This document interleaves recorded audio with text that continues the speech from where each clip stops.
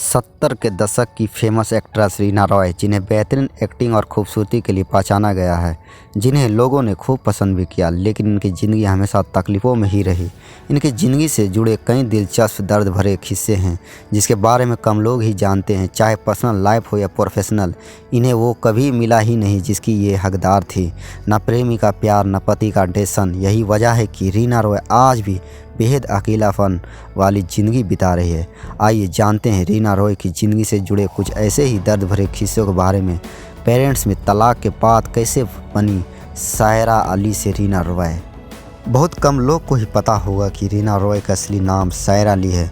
ये तो माता पिता में तलाक के बाद भी रीना रॉय बन गई। दरअसल रीना की माँ हिंदू थी और पिता मुस्लिम। इनकी माँ का नाम शारदा रॉय और पिता का नाम साकिब अली। इन दोनों के 4 बच्चे हुए। जब इनका तलाक हुआ तो रीना रॉय की मां ने अपने चारों बच्चों का नाम और सरनाम बदल दिया। रीना रॉय को मां ने रूपा रॉय नाम दिया, लेकिन फिल्मों में आने के बाद इनकी नाम रीना रॉय हो गया। इसी तरह ये सायरा से रूपा और रूपा से रीना बनी। रीना रॉय की घर की पर्सनल कंडीशन इतनी ख़राब थी कि फिल्म करियर की शुरुआत से पहले इन्हें एक क्लब में डांसर तक बनना पड़ा। यही क्लब में एक दिन वो डांस कर रही थी, तभी जाने माने फिल्मकार BR इशारा की नज़र इन पर पड़ी। इन्होंने रीना को फिल्म का ऑफर दे दिया। रीना भी तुरंत मान गई। BR इशारा इन्हें डैनी के साथ फिल्म नई दुनिया नई सोच से लॉन्च करना चाहते थे, लेकिन किसी वजह से ये फिल्म शुरू ही नहीं हो पाई।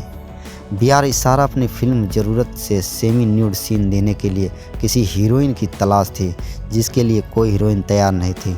लेकिन वो समझ गए थे कि रीना रॉय को काम की सख्त ज़रूरत है, लिहाजा ये प्रपोजल इन्होंने रीना रॉय के सामने रखा और वो मान भी गई। इस फिल्म में रीना रॉय ने कई इंटीमेट सीन दिया। इन्हीं दृश्य की वजह से फिल्म चली भी गई, लेकिन इस फिल्म के चलते लोग इंडस्ट्री में इन्हें ज़रूरत गर्ल के नाम से पुकारने लगे।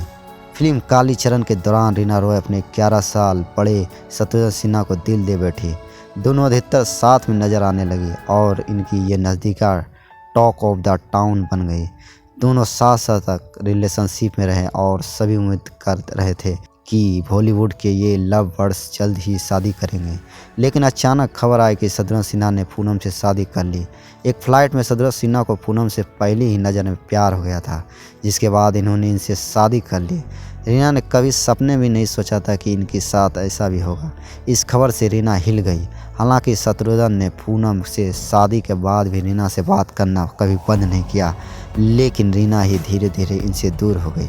शत्रुघ्न से नाता तोड़ने के तुरंत बाद रीना ने पाकिस्तानी क्रिकेटर मोहसिन खान के साथ अपनी शादी का ऐलान कर दिया। तभी रीना और मोहसिन अपने करियर की बुलंदियों पर थे।